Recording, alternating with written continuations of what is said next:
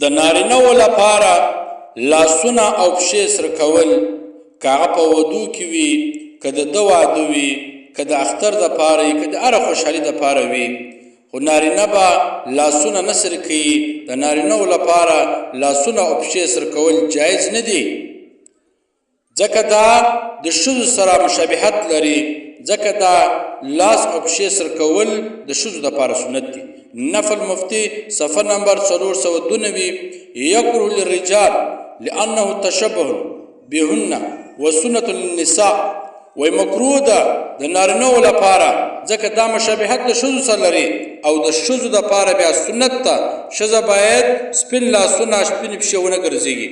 د ښځو دپاره دا سنت ده چې د ښځې به لاس همیشه سره وي، کم سے کم نوکان به سره وي.